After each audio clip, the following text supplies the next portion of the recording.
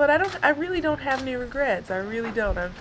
I've lived exactly how I've wanted to. I've tried my hardest every single time. I didn't win the matches that maybe I should have always won, but I really gave it my all. So that for me is enough.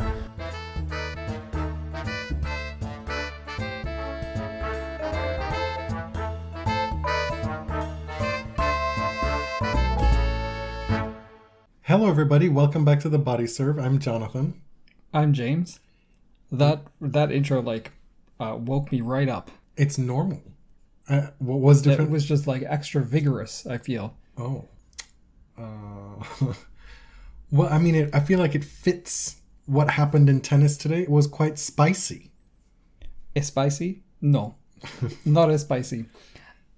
I missed all that because I was at work, but so you can fill us in on that later. Yeah. I do feel like a spark was lit today at Wimbledon. I was, throughout the whole week, I was feeling like this tournament is such a flop. I just was having so much trouble getting into it. And I felt like there wasn't a whole lot of energy around it. And for me, this is just me, it felt like, the day 1, 3, 5 schedules were just so boring.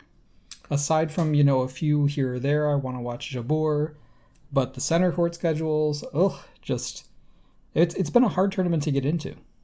I'm sitting here knowing that this is a common refrain from you every Grand Slam. No, I don't actually think that's true. And I'm not the only one who has noticed it, right? Mm-hmm. The Wimbledon officials are a bit upset because ticket sales are down. There is a rail strike in England. COVID is still a thing that exists. I can't explain why attendance is down, but that coupled with the ban of the Russian and Belarusian players, it is just a weird Wimbledon. And it started with a lot of electricity being pumped into the tournament with Serena Williams playing singles. So we will start the episode with both Williamses because since our last recording, not only did Serena play Wimbledon, but Venus has played a match at Wimbledon already. And there's more to come? Venus was sighted in London, and everybody's like, okay. And then we get word that she's teaming up with Jamie Murray to play mixed doubles. Right, and she was in Paris as well, but she made it quite clear that she wasn't going to play in Paris. She just happened to be there. But you'll talk about this a bit later, but something about seeing the magnificent lawns of Wimbledon just inspired her to say, you know what? I want to play mixed doubles. Mm-hmm. Now, Miss Serena, the GOAT. Yes. Serena drew an unseeded player in Harmony Tan, and none of us really knew what to expect with Serena's form going into this. Her doubles play was exciting, and the ground strokes seemed to be in pretty good shape, but there's really no telling what happens when the court is all yours.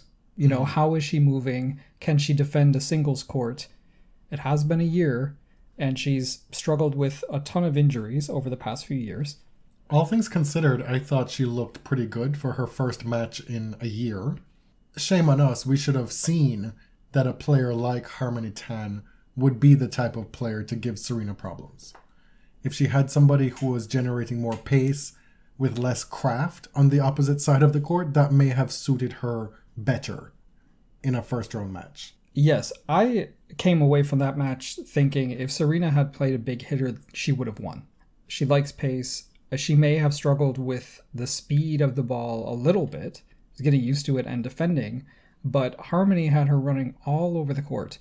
And I thought her movement was surprisingly good for the long layoff, and she has lost a step since coming back from maternity leave. I think everybody knows that, but it was unclear, before she played in Eastbourne, was she even in shape to play?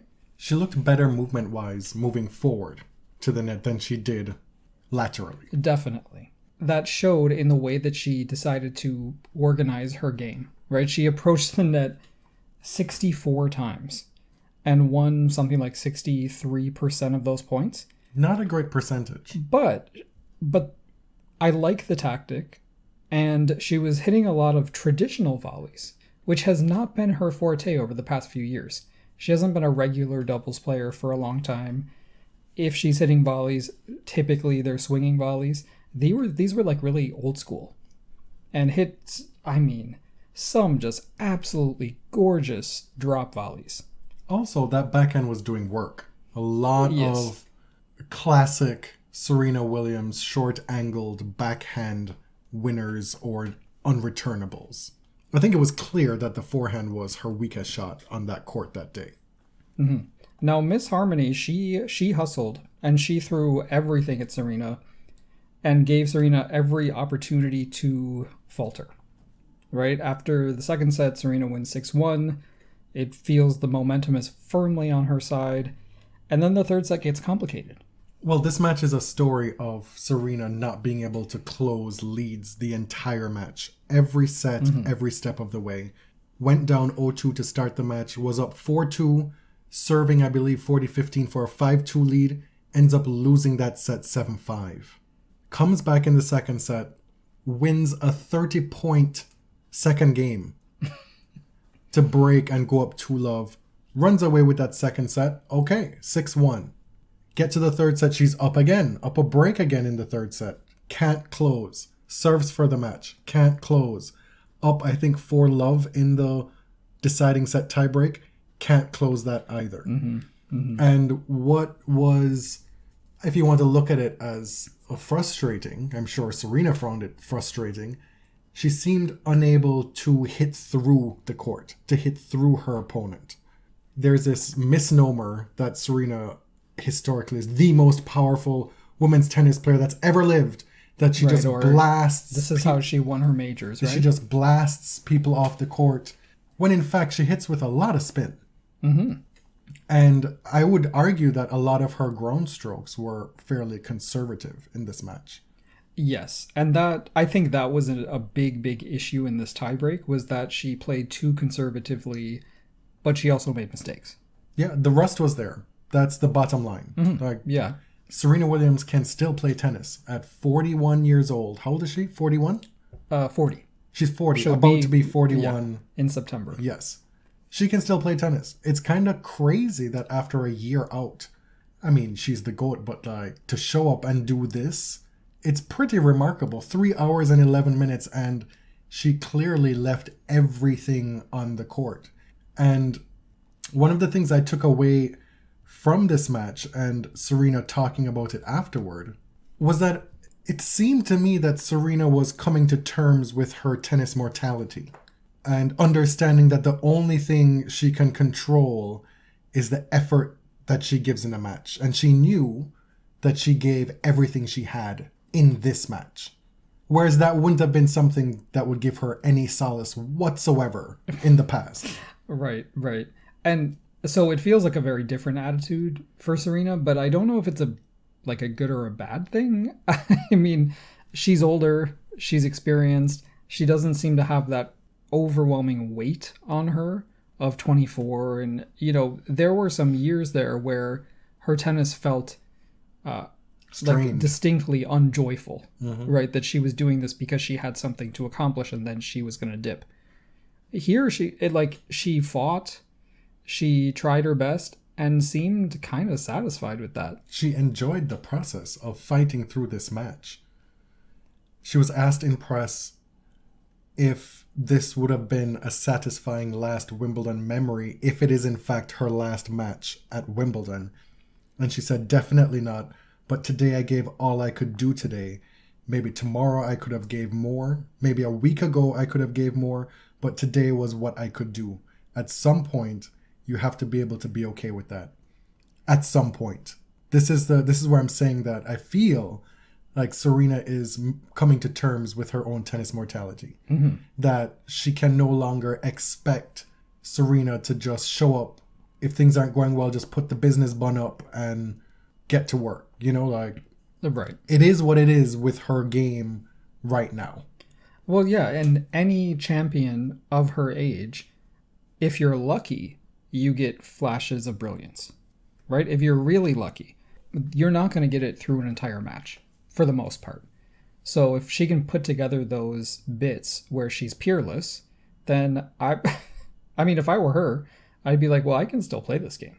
If she had won the first round match, I think she could have won several more rounds, like just build up that momentum. She was very close to having a straight sets win. That could have easily been like a 6-2, 6-1. I'm back. And we'd be having a completely different discussion. Game points to go up 5-2 in the first set, and she ended up winning the second set 6-1. You are right. I think that it's possible that she could have played herself into this tournament more as she played a few rounds. For me, I don't know that she could have won this tournament. I think it's highly unlikely. But the idea that somehow this is a massive failure for Serena is just mindless gibberish. Yeah, and as a fan, I'm happy to be here. Right? I'm genuinely happy with whatever we get from Serena now. I'm good. If she never plays another match, yeah, it'll suck, but I'm honestly good. How can you possibly ask for more? A few weeks ago, we didn't know if we would ever get to see Serena play again. We got to see a few cute doubles matches in Eastbourne with Jabeur. She comes here to Wimbledon, gives us 3 hours and 11 minutes of sometimes high-quality tennis, a lot of rust, but 61 winners. As a fan, there was a lot for me to enjoy. I mean, if you're out here taking the stance that it's either title or nothing, which is what Serena has directed and commanded and demanded of herself throughout her career, fine. And so I feel like a lot of her fans have taken that directive as well, that if it's not a title, I don't want it. Right. Or you're somehow tarnishing your legacy by continuing to play. This is wild to me. You know how I feel about this. Ooh, it made me really hot to see that. Like, she has 23 singles Grand Slam titles. Do you think that if she loses in the first round, like, one gets subtracted? It's not how it works. Like, you tweeting that, I understand you don't get it, why it's dumb. Because you're not tarnishing your own legacy, because if you go through your own timeline, there is a litany of stupidity. Are you talking about me? The course. I mean, probably true, but... No, but you know how I feel about this. Folks who want to retire athletes before they're good and bleep ready. Yeah. Oh my God. In golf, you got these guys playing into their 70s. Do you think they believe they're going to win the British Open? Probably not. Mind your own business. Right. Let these people live their lives. Again, it's this business of, for me, denying these athletes humanity. You know, they're only good as far as their wins and what they can do for you in their performances. If, as Serena indicated, this wasn't the end of the world, she was still able to get some enjoyment or get something out of it, then that's great. Right. And athletes don't need to like preserve their careers as this museum piece for you to look upon, right? This is actually their real lives. So that it becomes easier for you to go in these Twitter streets and make these GOAT arguments with other people. Right. It's not about you, boo. Serena still has 23 slam titles. The fact that she lost all these slam finals coming back from maternity, that too will not diminish her legacy. Because when we look back in 10 years and you're going through, let me look at Wikipedia and Serena Williams career statistics, and you look and you see all those colorful slots, even though they're not trophies, you're going to look back and say, well, damn, this woman did this at how old? 37, 38, 39? And all these other women are struggling to get to 5 third rounds in a row? Get out of here with that. She is enhancing her legacy with everything that she does. Speaking of getting out of here, Harmony Tan got out of her women's doubles pairing post-haste. And Tami Korpatsch announced herself as truly a star troll. I feel for this young woman, really. She has had a wild ride the last few days. She sure has. Right after Harmony Tan pulled out, she took to social media to let her have it. She posted a photo of herself on a grass court looking dejected. It's very Charlie Brown. You see it? Yes. Said that my doubles partner H. Tan retired from our doubles today. She texted me this morning, let me wait here 1 hour before the match started, and then goes on. But really, the kicker is, if you're broken after a 3-hour match the day before, you can't play professional. That's my opinion. Damn. Now, Ms. Tan said that she consulted with a WTA physio who advised that she probably should rest, meaning that she pulled out of the doubles because she just beat the GOAT. And look at her now. I mean, we didn't know this at the time, but she's in the 4th round from a very difficult section. Harmony also said that, I did not respond to that because I'm not about that life. Like, I'm over here doing me, and I'm not going to respond to that mess. And then allegedly, Tami reached out to her and apologized, and then let us know on social media. It became a thread. She says, "Hey everyone, me and Harmony have talked and figured out all misunderstandings. She made me clear about her injury now, and we already apologized to each other. As a fact, I will delete my previous post regarding this situation, and I will ask not to write bad comments to her. Don't want that she gets insults. Hope for your understanding." And then, once Harmony beat Sorribes Tormo, Tami posts again. Congrats for a win against another great player. Amazing week for you. I'm glad your leg injury got better so quickly. What? Girl. And so apparently, she was in DMs with tennis Twitter people saying, I'm not being sarcastic, I'm not trolling, I'm being genuine. No. This could be an ESL thing. It could be. I'm glad your leg injury got better so quickly. If you read it word for word without putting anything between the lines. Yes, the denotation is the word for straightforward. Straightforward. It means what it means. We are just naturally inclined to be messy, shady bitches. Okay, yes, but we're reading the connotation. Listen, she said it was no sarcasm. I'm gonna give her that. It was hilarious, though. It truly was. And there is not a dull moment for Miss Tami during this Wimbledon, because now she's on a ferry posting about how she tested positive for COVID. So she got to come to Wimbledon, lose to Heather Watson in the first round, pull out of doubles, and get COVID.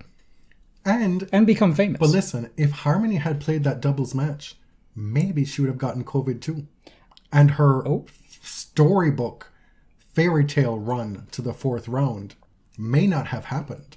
Now, we'll get into COVID a little bit later, but Ms. Korpatsch actually did post a selfie with Rafa Nadal without a mask shortly before she tested positive for COVID. So thanks for that.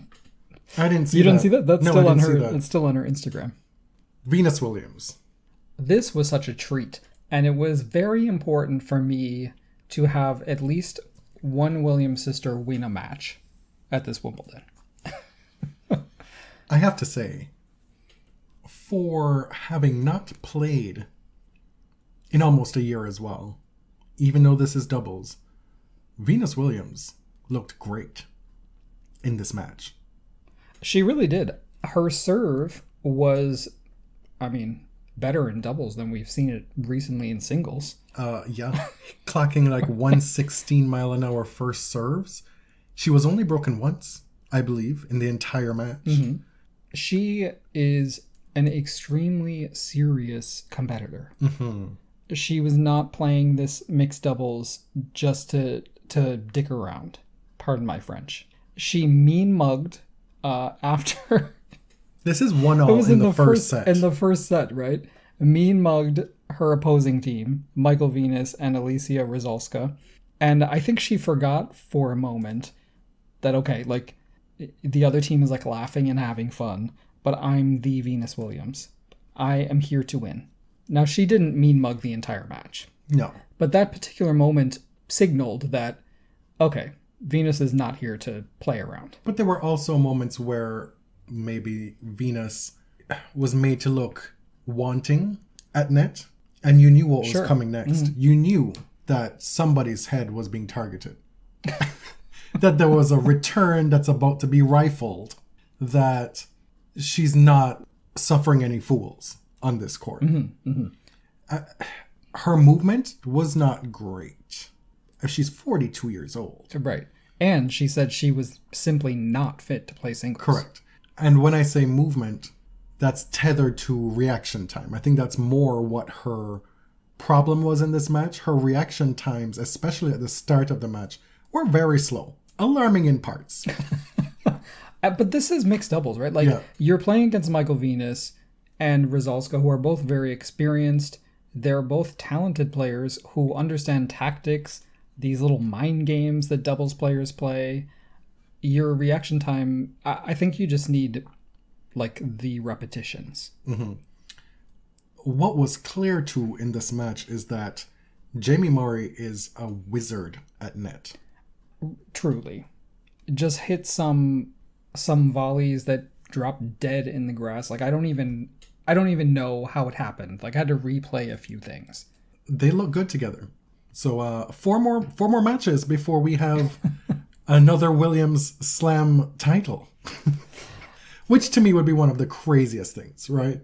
Venus just showing up and winning a mixed doubles title just because. Right. And I say just because she had no plans to even play Wimbledon, even though she was already in London. She was asked about it in press, and the question, Venus, I saw you taking it all in at the end there. What was it like to be back on a big court? Also, you mentioned it was last minute. Did you kind of come here planning to play? We saw you on the practice court initially. And she says, I had no plan to play. I saw the grass and I got excited. I was even at the French. I had to work, but I wasn't there. I was at the French Open. It's a beautiful event, but my heart didn't beat the same way. Not that I could play, but I had no plans. That's why I was asking him last minute, him being Jamie Murray. He just had a baby too, so I know there was a lot going on. Definitely I couldn't have guessed that I would be here right now, taking it at the last minute. I haven't played in a year, so you don't know what you're going to get. Practice is so much different from a match. It's not easy physically or mentally or anything. Just at the last, it was like, oh my God, wow. I just not only played a match, but won a match. I'm never like that kind of a player. I always expect to win. But when I sat there, we wanted to win. But when I sat there at the end, it was like real. Yeah, I felt something in my heart. So did I. Right? After hearing that.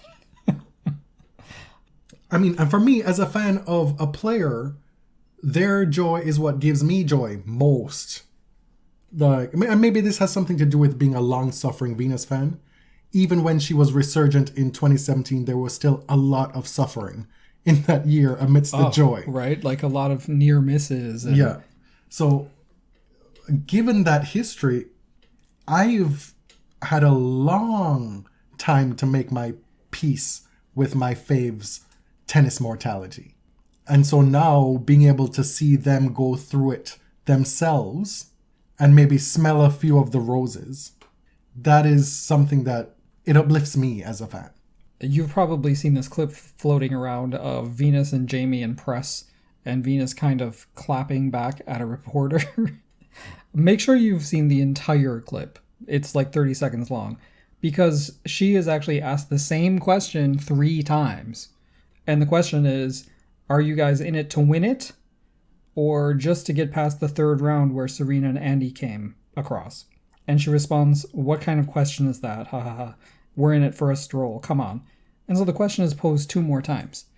This reporter had ample opportunity to desist because you knew a Venus clap was coming. She has already answered the question. You've already got your quote, right? She even laughed. It's difficult to make Venus laugh in press. We know this. I did it once. Right. But take your win. Why are you pushing on this inane question? Are you here to win? Or do you want to win? Or is this just a hit and giggle? I mean, if you've covered the sport any at all, over the last 10 years, especially, where Williams' retirement watch has been front and center. We've seen this go down so many times before. We know what the answer is. And even if the answer is not that, do you think they're going to say that? No, I'm actually just here to lose in the first round. Let's get into a few of the upsets that happened in week 1 to date. Because as of this recording, all of the men's and all of the women's round of 16 matchups are locked in. I love when that happens, when we have time to record. In the first week on the men's side, Felix drew one of the most difficult floaters there is in Maxime Cressy, an American servant volleyer, a very high quality match. Tons of winners on both sides, but unfortunately, Felix was upset by Maxime. And even more unfortunately, Cressy went on to lose to Jack Sock. You resisted the urge? I did, not every time. You didn't want to overdo it? Jack Stocking. Jack Zapatos. Jack Pantalones. Jack is not in the fourth round, but he got a few cute wins here. Orkach, last year, bageled Roger Federer. Great player on grass courts. Lost to another very dangerous unseeded player in Davidovich Fokina. Right, but this was also a complete mess. Correct. A complete mess of a result. Should have won. He announced right before the tournament, hey guys, at this tournament, the one that I made the semifinals last year, he didn't say that, I'm saying that. For every ace I hit, I'm going to donate X amount of dollars. And then you go out like that in the first round. That's, you're really sick. He was doing that for a good cause. Yes. Maybe he'll be inspired to just donate whatever, not based on the aces. But yes, he should have won. PCB, despite being a top player, a top 20 player for many years at this point, has still never won a match at Wimbledon. Had to retire in this first round match, even though he won the first set. On the women's side, we talked about Bia Haddad Maya, who just absolutely dominated the lead-up tournaments, winning 2 of them, had a 13-match win streak, loses. I feel like this always happens. Yes, always. Always. It's just that this player had an extraordinary run of form. It wasn't just like a good lead-up season, right? It was really impressive. Tragically, Belinda Bencic also went out in the first round, losing to Wang Chung in 3 sets. This match was crazy because Belinda was down a set and I believe 5-1 before coming back to win that second set. And then the match was suspended overnight and Wang Chung comes back the next day to close it out. Mm-hmm. You remember a lot. When something is of interest to me, and listeners out there can figure out why this match would have been of interest to me. Right. Then it sticks. Because Belinda was so close to remaining in the conversation. Yeah. Danielle Collins was the number 7 seed, lost to Marie Boskova, who we know has the potential to beat top players. And look at Miss Boskova, knocks out Babs Krejcikova to reach the 4th round. Emma Raducanu won a round, and then she lost the next round. She drew 2 players who were kind of on fire on grass. Alison van Uytvanck, who had won, I think, 2 ITFs on grass leading up to this, including Surbiton, and then faces Caroline Garcia in the second. Who just won a tournament. So she loses to Garcia, and then she goes into press and she says, quote, "I'm a slam champion and no one's going to take that away from me." True statement. Goes on to say, if anything, the pressure is on those who haven't done that. False statement. Well, I would say that's a mix. Because there is immense pressure on Emma, especially at Wimbledon. There's a bit of facade with that statement. Like trying to hide behind something. Protection, self-protecting. Yes, which I actually think is important for an athlete, especially a young athlete. Like, you need a level of delusion, right? That's to be the a word. champion. That's the word, delusion. Right, you have to believe that you are the best and that, well, I have something they don't have. Like, there's no pressure on me, right? That was always Serena's refrain. I have nothing to lose. Okay. And we knew that there was delusion with that too. Of course. On a much grander scale. Right. Now, what remains to be seen is if this attitude helps Emma. And if it does, then it's great. Because the current landscape of women's tennis is everybody's winning one week and losing the next 16. Like, right. This whole pressure cooker of a week-to-week grind, it's non-existent for most players. Right. It's like everybody can have the week of their life from any week to the next. You collect your paycheck, collect your points, and you keep it moving. Mm-hmm. Nobody's out here outside of Iga Swiatek winning from week to week to week to week. Right. But Emma's situation is unique compared to the other woman, because in this instance, she's returning to her home slam where she had her first breakout last year and then subsequently went on to do something nobody had ever done in the history of tennis, and collected millions upon millions of dollars, had become this breakout star, someone who a lot of companies wanted to be the face of their products. And the outsized nature of her expansion outside of tennis relative to her results on the court subsequent to that has contributed to this as well. Yeah. And it's not the natural journey of a young tennis player to reach what was she, the round of 16 in her very first Grand Slam in Wimbledon, and then win her the second that she ever played. Like, you're young, you don't have a coach at the moment, which is a big thing, right? She has a team, but she's had a few coaches over this past, 10 months. And this is like her first normal year on tour, but she's going through it as a major champion. It's just weird. And there are expectations from sponsors. Yes. Period. Point blank. This just made me roll my eyes a little bit. Fair enough, because I think, to be honest, I didn't really believe it. No, like the delivery, I didn't really buy it, which is fine. Like, you're allowed to be sad about a loss.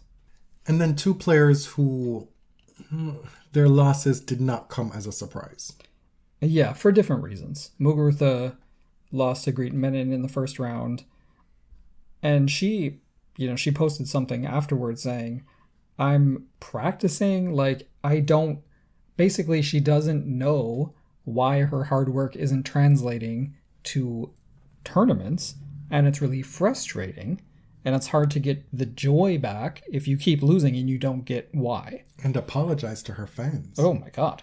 And Sloane Stevens, I love this. Sloane responded to her with a message of support, which I feel like, especially with Garbiñe, I don't think she cultivated a ton of friendships on the tour when she first started.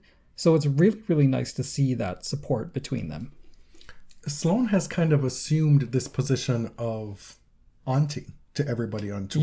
Yeah. She is definitely slid into the role of elder stateswoman, of protector of the tour, kind of under the radar and seamlessly.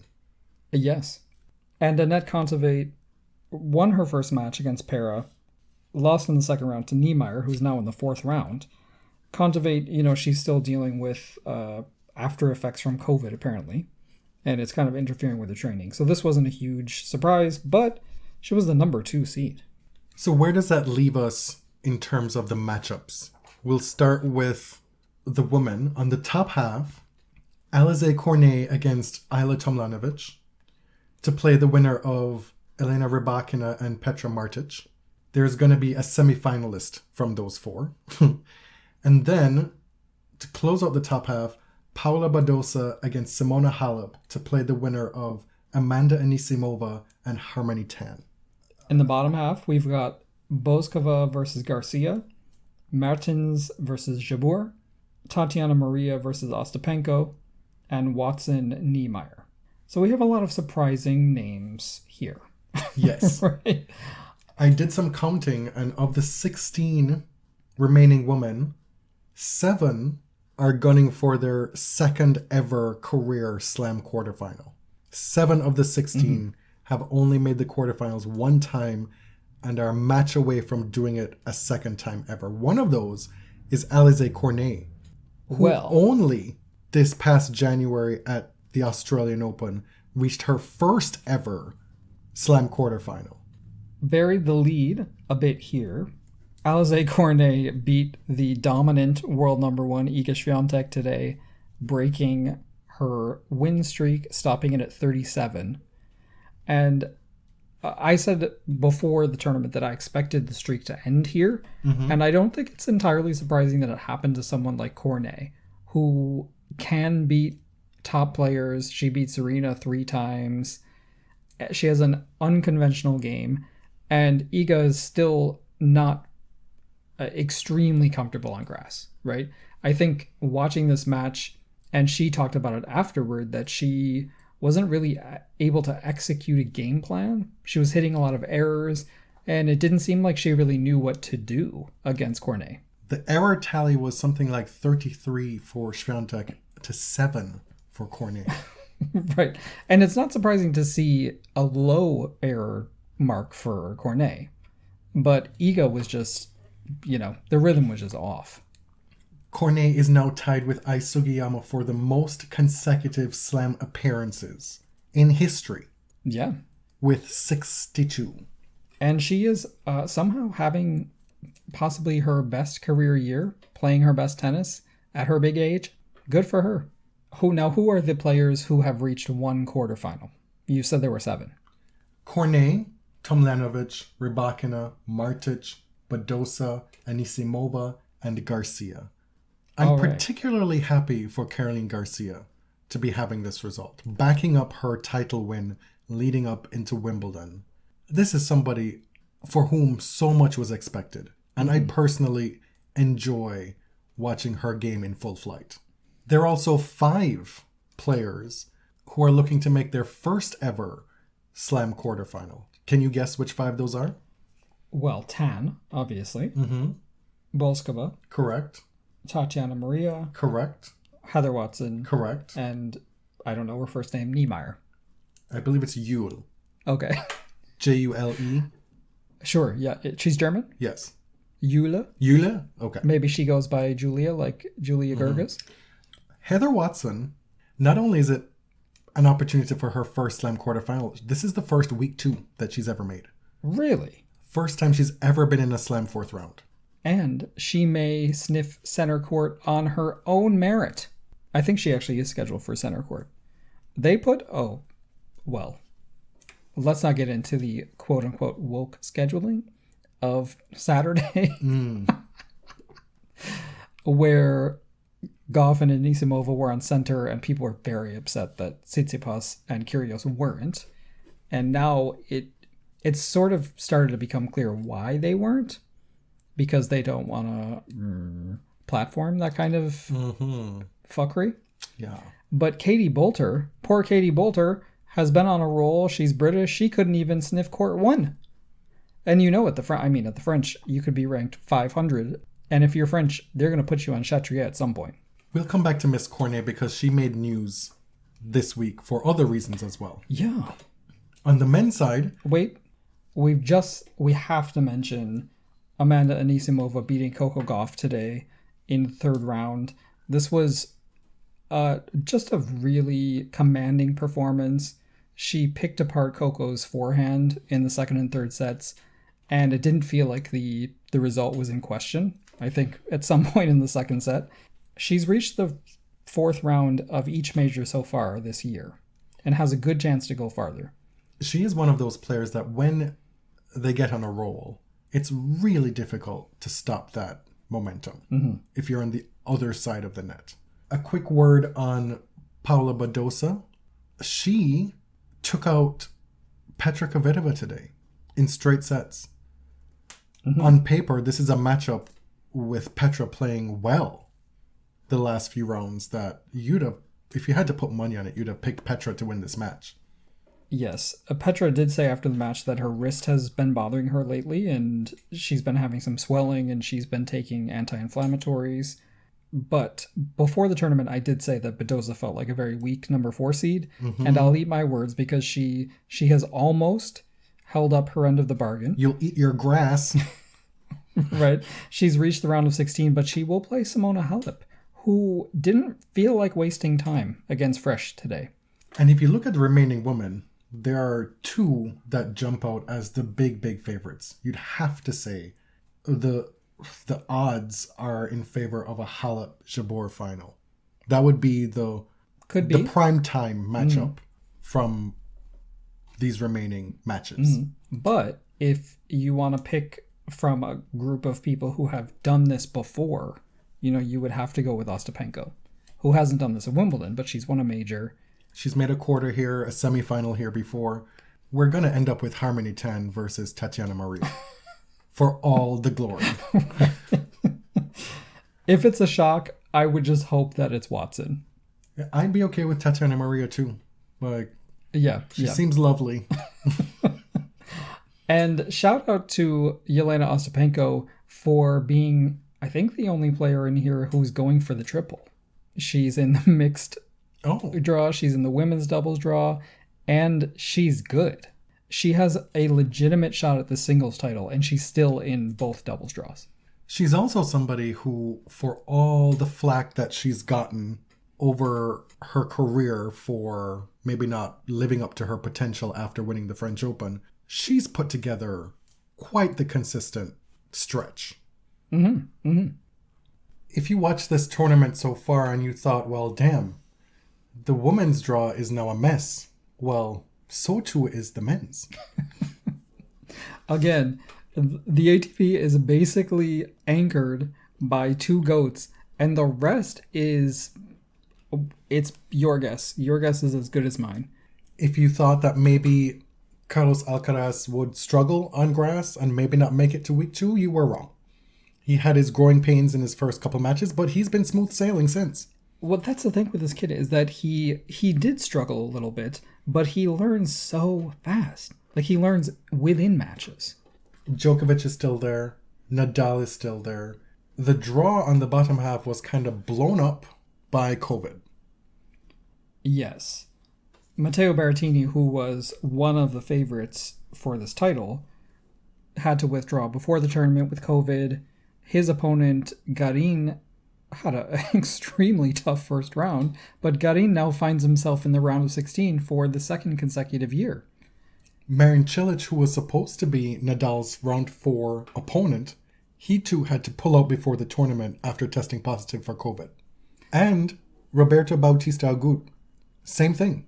Let's just go through the round of 16 matchups here. Djokovic versus Tim van Rijthoven, the shocker who won Sertogenbosch at home. And having never won a main draw ATP Tour match before, is now in the round of 16 at Wimbledon.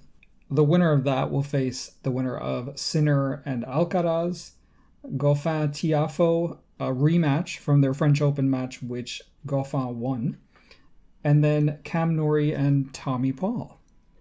On the bottom half, Christian Garin against Alex de Minaur, Brandon Nakashima against Nick Kyrgios, Jason Kubler against Taylor Fritz, and Botic van de Zandschulp against Rafa Nadal.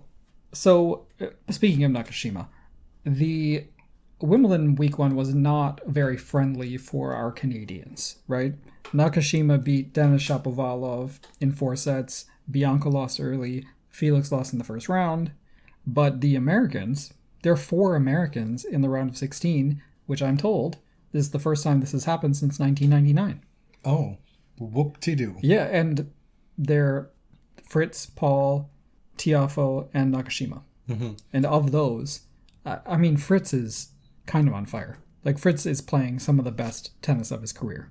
One of the discourses surrounding this Wimbledon is the fact that players will not be gaining any ranking points from this tournament. Now, there's also the fact that so many players are not in the draw. The women's side, I would argue, was affected far greater than the men with respect to that. yes, a lot of these players who are having their breakout moments won't be able to benefit from getting ranking points, but they're also getting valuable prize money to help them in their careers. And there's also no guarantee that they would have made it this far had the draws been what they would normally be.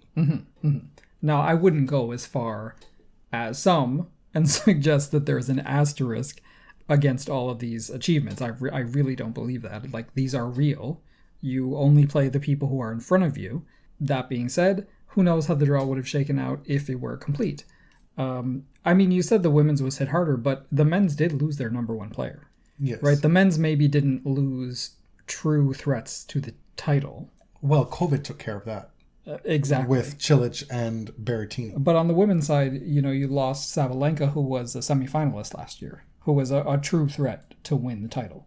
Francis Tiafoe has a huge opportunity here to make his first slam semifinal. He's made the quarters at the Australian Open before, and to beat Gauff and then play either Cam Norrie or Tommy Paul for a spot in a slam semifinal, I'm sure he'll take that any slam of the year. Yes. The form of the top two seeds, Novak Djokovic and Rafa Nadal.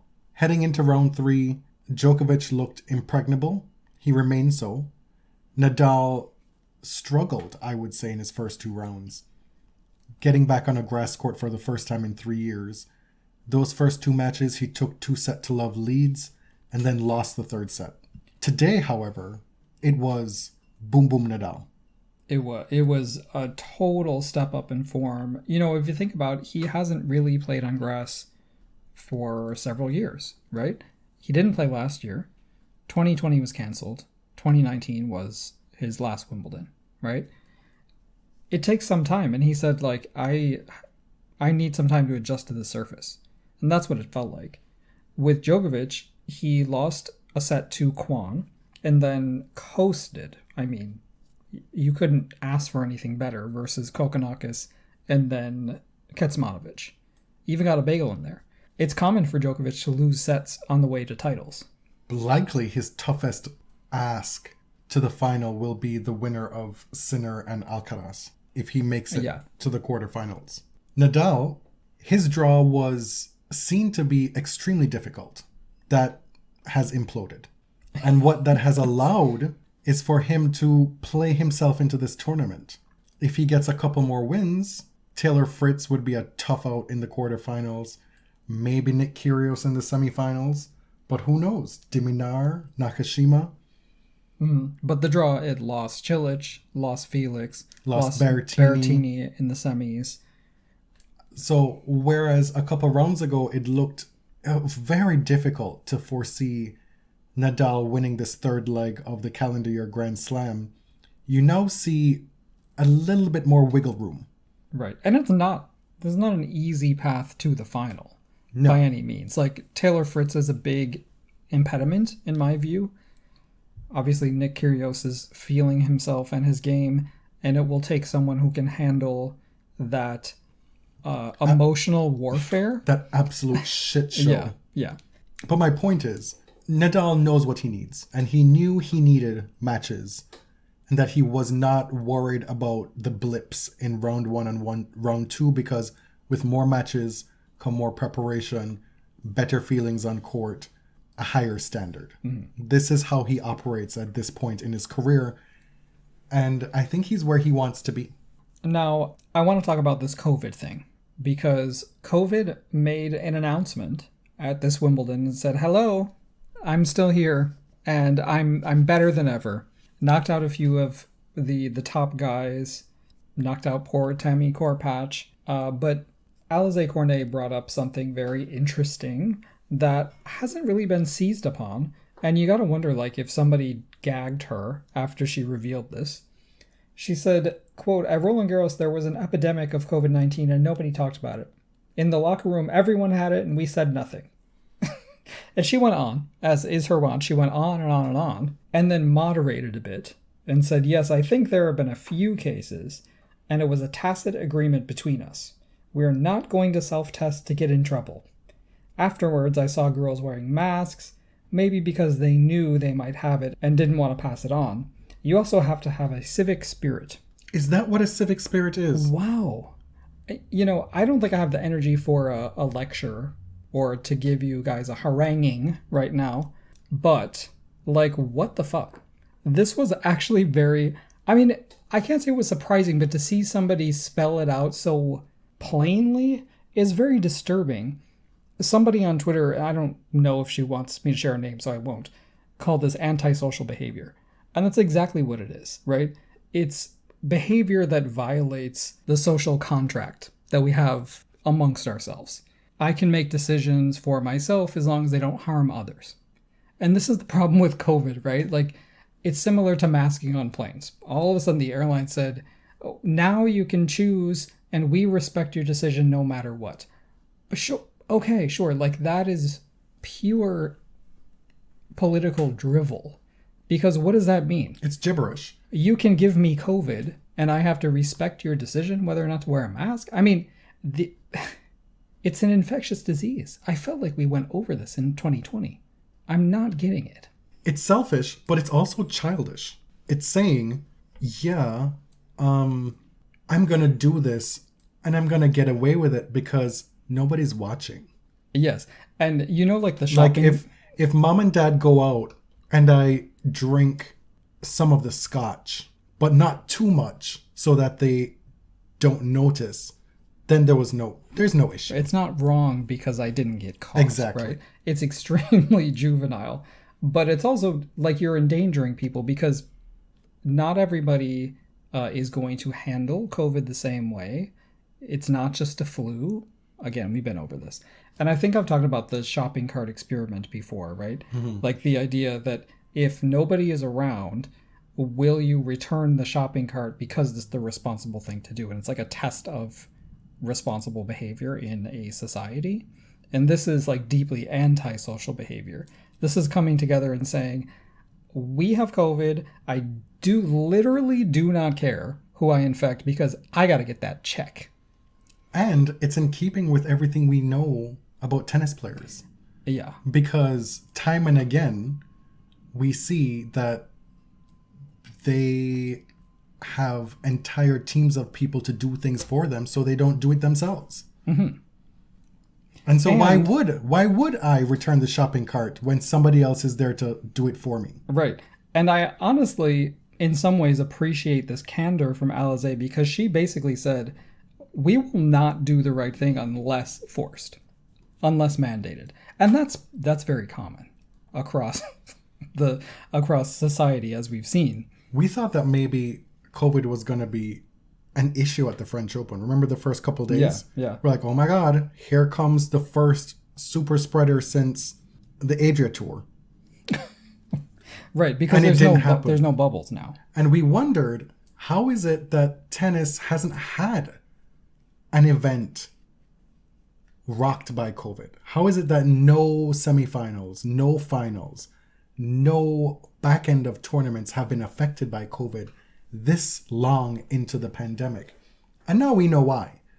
Because officials, tournaments, the tours, slams, they've said, well, we're not doing testing and you can play and do whatever you want. If there's no test, there's no COVID. Right. That's where we are. If you don't test, there's no positive cases. Rafa confirmed in one of his press conferences that this is how it is.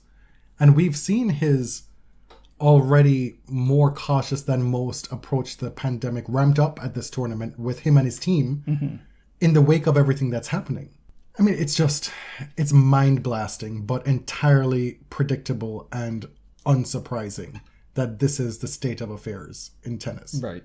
Wimbledon, I guess I wasn't paying attention enough, but I was surprised to learn this week that they're not requiring COVID testing at all, and they're operating on an honor system. If players choose to test and test positive, then they can choose whether or not to withdraw. But it's not required. They're encouraged to withdraw. And this is based on UK government protocols at the moment, which doesn't require isolation after a positive test. This is absolutely crazy. And it made me think actually of our Ted Tinling episode and the ban of Russian players, and it feels that the All England Club in the Wimbledon tournament is so deeply tied to the British government and the empire that Wimbledon officials act like they can't do anything more than the government does, right? They always tell us this is a private club and the Grand Slams are governed by the ITF. This tournament could always say, well, the UK government's doing one thing, but we're going to be more stringent. And they're not. And with the ban on Russian and Belarusian players, they said, well, this is the UK government directed and we kind of have to do it. And it just kind of reminded me how deeply intertwined this club is with like the highest reaches of government. It has a royal patronage. It's so different from other Grand Slams in that way. Before we move on to some et ceteras, I think, if I recall correctly, I picked Brandon Nakashima to break out this year. Oh, okay. I think I may have. I didn't even get to talk about Djokovic. Well, we're going to... You want to talk about what? The Sandgren stuff? Well, you talked about Rafa being extra cautious, and reporters were asking him, are you being paranoid? Mm-hmm. Ridiculous questioning. He has a pregnant wife. He has always been cautious about COVID. And Alizé Cornet just blew the whistle and said, everybody has COVID. Why wouldn't he be cautious? Now, why would you ask Novak Djokovic about COVID? Can you think of anyone whose opinion you would value less about avoiding COVID? Can you? I mean, it's a rhetorical question. But why do I care what Novak Djokovic thinks about preventing COVID infections? Has he appeared extremely responsible and erudite about this issue before?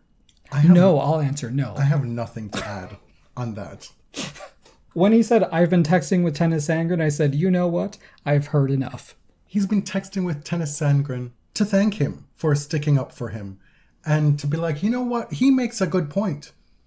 Why is it that Tennis Sandgren, who is unvaccinated, can play the US Open, but Novak Djokovic, cannot?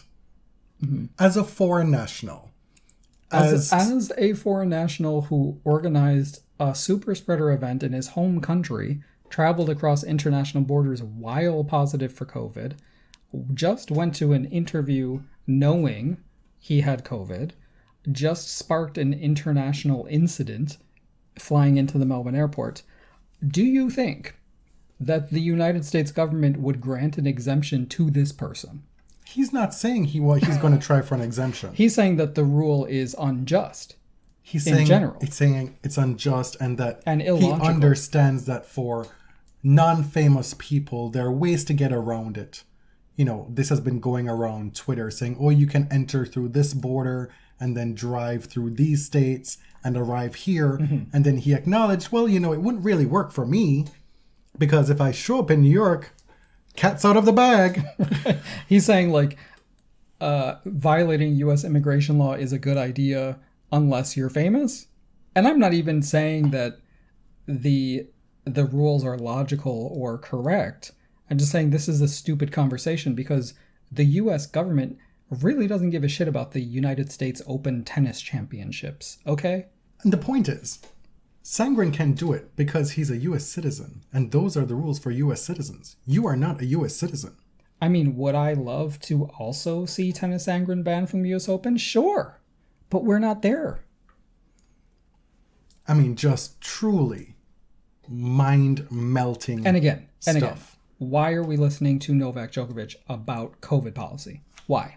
We're going to finish with just some messy moments. Messy moments. And of course, they almost always tend to be these hissy-fitting, hormonal, childish man boys. Yes. But before we got to Saturday afternoon, which was wild, poor Alejandro Davidovich gets a point penalty on match point for ball abuse. And he didn't realize that these are cumulative code violations. He had a previous code for an audible obscenity. Down match point, he hit a ball into the stands. Carlos Ramos was the umpire. Remember him? Mm-hmm. He said, this is who I am.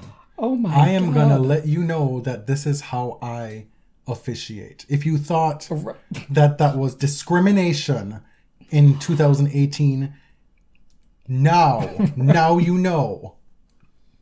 He said, "This is me. I'm going to enforce the rules." And he said, son, ignorance of the law is no excuse. Poor Alejandro. I mean, he did the dirt, right? It was the correct punishment by the letter of the law, but Vesely walked off, and Alejandro just sat there for a while and said, "I'm telling you, I'm not going." And then stuff devolved further. Yes. Rafa and Sonigo were playing on center court while Tsitsipas and Kyrgios were on court 1. You're going to have to take the lead on this bit because I was at work for these 2 matches. I guess we'll start with Rafa, whose match was pretty straightforward. He was in command. Sonigo, around 8 o'clock p.m. UK time, he started complaining about the light. And he was like, he wouldn't let it go. He wanted the lights on right away. Now, the lights were not on court 1. And it's actually, that was very early for them to turn on the lights based on previous nights. Martina did mention that it was overcast. But she also said, tennis doesn't have a light monitor. There's no kind of quantitative way to know when to make this decision. Not like cricket. We've got light meters up the wazoo. Oh, see, that's so logical. Yeah. Right? Otherwise, it's arbitrary. One court has lights on, one court doesn't. It gets to 5 o'clock in the evening, and it's mid-over. There's maybe like 10 overs left in the day's play, and Mr. Fast Bowler bowls 2 balls, and then the third one is a bouncer that flies dangerously close to the batsman's head, and the umpires are like, "We got a conference." Mid-over, and then they pull out the light meter, hold it up to the sky, get the reading, and then they either say "no mas" and they go off the field, or they say, "Well, this is still fair game." Mm-hmm. So cricket, this old-timey colonial sport, they got light meters, they've got instant video replay for the umpires to see. Wow, all things are possible, eh? Anyway, Lorenzo was complaining about the light. I think, there were... I was not entirely on his side through this. He was about to lose. Right, like the set was marching on and it wasn't going to last very much longer. He gets the referee out and eventually they stop to close the roof. Rafa was pissed off. He was really annoyed. So he marches off to the bathroom, comes back. Lorenzo is also known for this grunt. It's an extended grunt that lasts after he hits the ball. And there was a particular point where he made all this noise while the point was still going on. Rafa was really, really unhappy and did something utterly shocking. He went to the net and basically summoned Lorenzo up to the net to give him a little talking to. I'm told it's something that has never been seen before in tennis. Well, except it happened not more than 5 short months ago in Australia. Yes, let me dispel that for you. He did it against Dennis, Dennis's infraction was much, much worse. He was going on and making all these accusations about Carlos Bernardes and just acting terrible. I was shocked, absolutely shocked, that Rafa summoned Lorenzo to the net to give him a little talking to, or explain, what Rafa felt he did wrong and shouldn't do again. Lorenzo was clearly shaken by that exchange, and there was I think that was in the penultimate game. So it was smooth sailing from there. There was another extended discussion at the net between the two and a lot of gesturing. We're talking about a Spaniard and an Italian here. There's a lot of gesturing. And, there were pats and everything, but I think it was clear that Lorenzo was not pacified. He was kind of humiliated by it. And I totally understand that. And I don't think it was the right thing to do from Rafa at all. So he was asked... That's why the umpire is there. Yes, exactly. You don't need to be talking to the opponent like that. You just don't. No, in a very paternal way. He was asked obliquely about it on court, and he said the interviewer said, things got a little spicy there. Do you want to talk about it? So he wasn't asked about that incident in particular. And he did say, first of all, he apologized and said he didn't mean to make Lorenzo feel bad. And he expounded further in press, and he apologized again and said it wasn't the right thing to do, and that he and Lorenzo spoke about it in the locker room. And I agree, it was not the right thing to do. But this is how you handle things like a big person. Like an right? adult. If somebody calls you out and said, I don't like what you did, you apologize and you acknowledge that person's position. That's exactly what did not happen in the next match. I mean... I'm tired. I'm so tired. Like the two of these people, Nick Kyrgios and Stefanos Tsitsipas, I would like a reprieve from this narrative. I would like to excuse myself from having to live in this orbit. Nick had just beaten Stefanos a week or so ago. Nick is a better grass court player than Stefanos, period. And he's going into this tournament with all these people saying, oh, he's going to take it, he's going to take it. All these pick-me's, right? Who want to be on the Nick Kyrgios train when inevitably it revs up and he wins the slam. Now, I'm on the side that sort of predicts based on past achievements and past behavior. But he's this incredible entity where talent and demons work in opposition to each other that create this combustible live wire, this indomitable force in men's tennis that could save the day. Yes. See, when you're talented and male, lots of things are excused, but you have to win. The thing is, you can't be like this and be a loser, because tennis will only tolerate it for so long. I like it better when Nick is playing somebody who also doesn't have questionable things going on court. Right. So this match, let's talk about this match for a second. It was very tight. I mean, there was actually some great tennis being played here. Not all the time, but there were some great exchanges. Nick, we know what he can do, right? Stefanos' backhand is a liability, unfortunately, and it let him down later on in this match. But really, the only thing people were paying attention to was the mental side.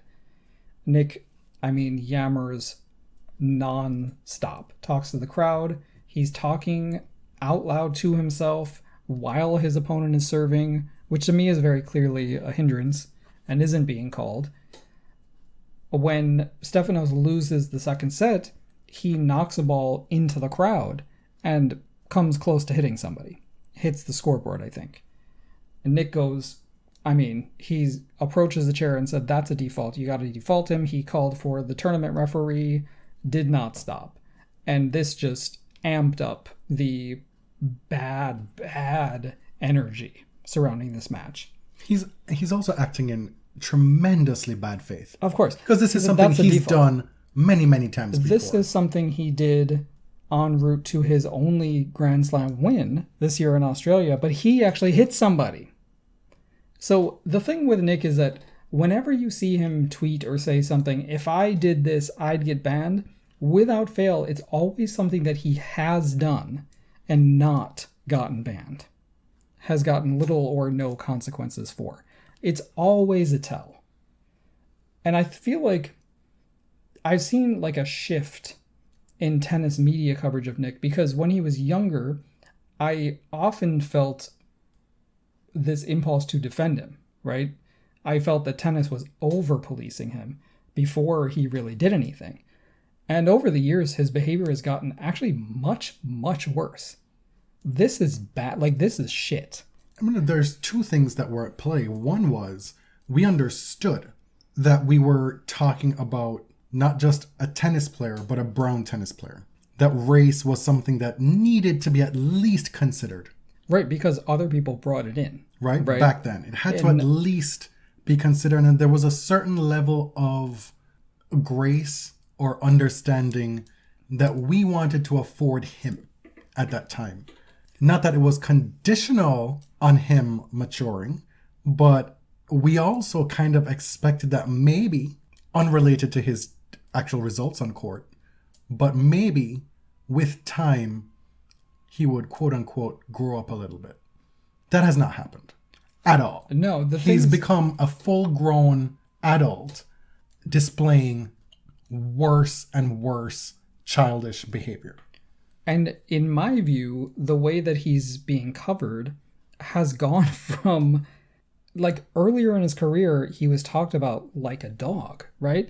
And now, when his behavior is actually a lot worse, the official accounts of all these tournaments are hyping him up like they desperately need this guy to sell the sport. A lot of journalists have softened their language and said, oh, no, he's never boring. It's very strange to me. No matter what you think about Nick Kyrgios, you've got to love when so-and-so... Like, what? But no, why? Why do you have to love it? I don't have to love it. Right? And I resent being made to feel like I'm some kind of archaic, stodgy reminiscer of the buttoned-up past. Right. Somebody who's, like, defending... the purity of sport. And tennis, especially, right? Like, this really extremely conservative understanding of tennis. And I don't think that is what it is. I think, like, if you've ever been on the receiving end of male rage, there's something about Nick's behavior that is really, really off-putting to me. Triggering. Yeah. So to me, like, as his career has progressed, and recently I feel like the fan discourse around it has gotten a lot uglier, because I think in the earlier part of his career, and even recently, among his fans, there was a lot of, like, justification about, well, like, this is why he acts like this. And I think it's moved to no longer feeling the need to justify his behavior and just kind of reveling in it getting worse and worse and worse. Because he kind of whips up this mob, right, in matches and on Twitter and everything. And I don't feel there's, like, a limit. I think they would celebrate anything. Well, we have. And so in that way, we have historical evidence of how men who behave badly in all facets of life, in all industries, have defenders. It'll always happen. Right. But here it feels like, you know, the cruelty is fun. Anything he does is good for tennis because people are paying attention, and the meaner and nastier he gets, the better it is because I'm having fun. And in that way, it feels very Trumpian to me, this whole thing. Because, especially in this day and age, as men's behavior get policed more and more, when it's no longer socially acceptable to do whatever you want without consequence, this is kind of a reminiscing for the days of the past. Yes. Right?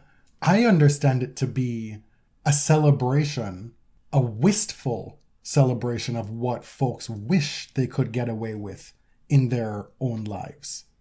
Yeah, I agree. And it reminds me of something he said in his press conference, because this was like a masterclass in don't believe the evidence of your eyes and ears, right? Stefanos called him a bully, and Stefanos is by no means innocent here. He didn't behave that well during the match. He said he likes to bully his opponents, and he was probably a bully in school too. Right. And I probably believe that. Right. Getting back to Nick for a second, he said, like, Stefanos is soft, right? And this is 2022. When you're a man, you call another man soft, it's because you're no longer allowed to call him a pansy or worse. Right? But you don't mean it that way. You don't mean it that way. Yeah, like, let's be honest here. This is a budding homophobia.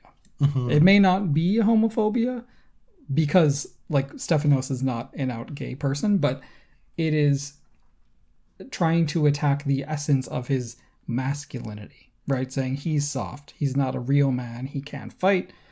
And there's always, like, this sort of edge of the threat of violence. And you don't get to just be like, well, I support gays in sport.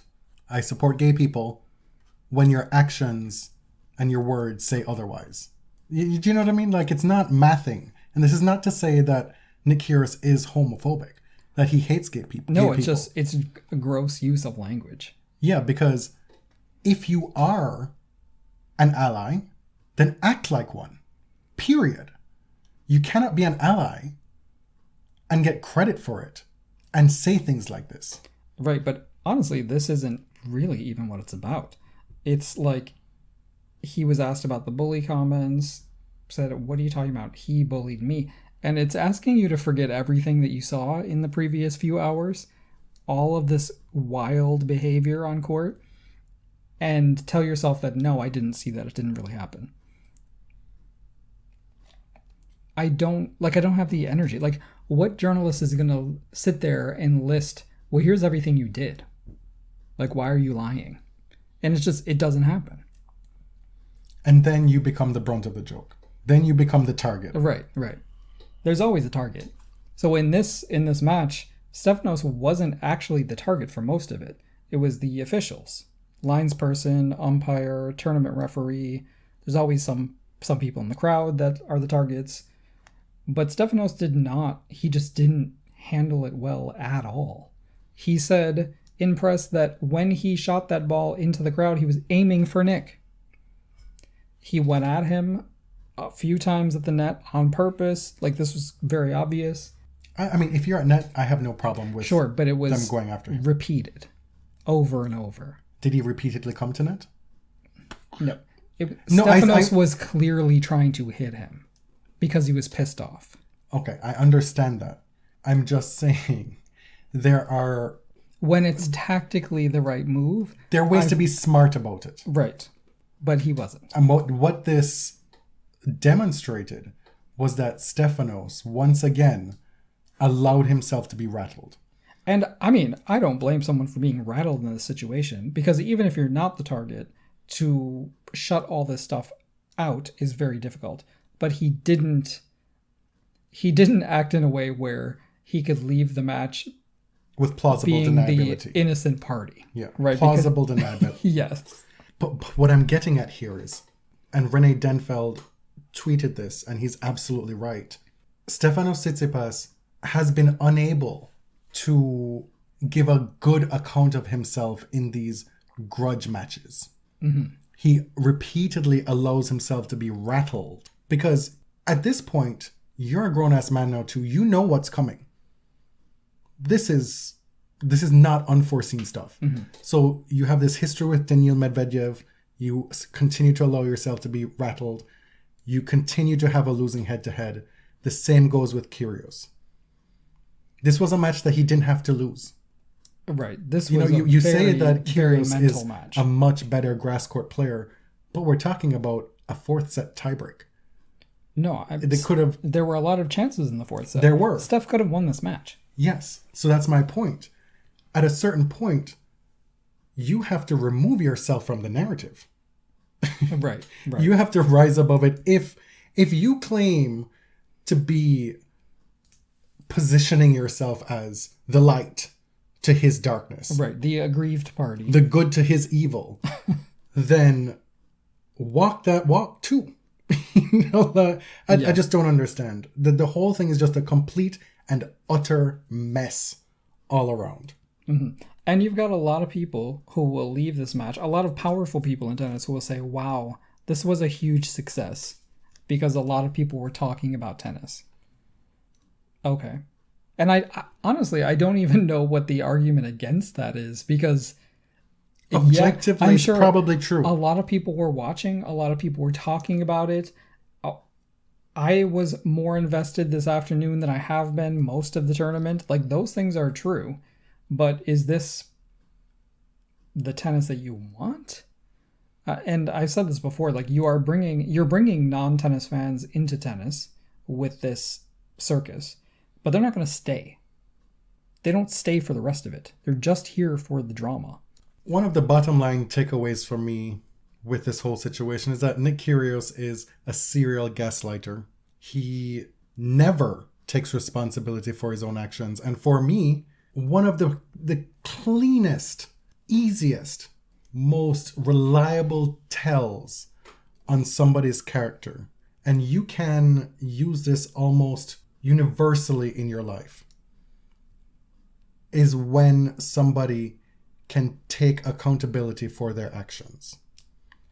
When, even if they feel like they haven't done you wrong, when you tell them that your actions affected me in this way and this is how I felt, how a person responds to that says everything. And you spoke to this idea of Nick existing in this Trumpian way. And this is where it's a no-fly zone for me with him, because he never apologizes. He never sees the wrong in his actions. He always points the finger at somebody else haphazardly, wherever something may land. Distract, look over there! And it's never inward. There is no weakness. There's no softness in pointing that finger inward.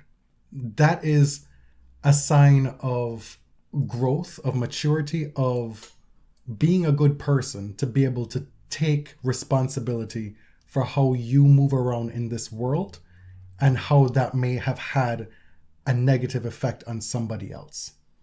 And that's where I am with Nick Kyrgios. Like, miss me with all of it, because until a man of his big age is able to take accountability for how he moves through this world, then I want none of it. All right, party. Was I moralizing too much? No, I mean, probably gonna get a review about that. Saying that yeah, definitely. These woke queens. And we talked about COVID again. That one person is gonna be so mad. I didn't even mention the word vaccine. I mean, that's the thing that got us the really bad reviews, was the vaccine stuff. God. I didn't even say the word.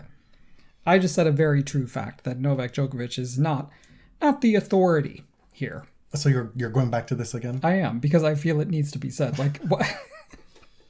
I understand the need to ask the question as a reporter, but why? This is the end of this episode. This is the end. Middle Sunday is coming up. Did you know that they play on Middle Sunday now?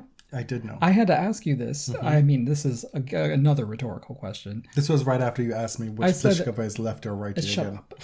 I haven't messed that up in many years. I don't even know if the other Pliskova is still playing. I haven't seen her in a long time. What's her name? Christina. Oh, wow. And she's a lefty. Interesting. See, I know things. Look out for that woke scheduling in week 2. Look out for it.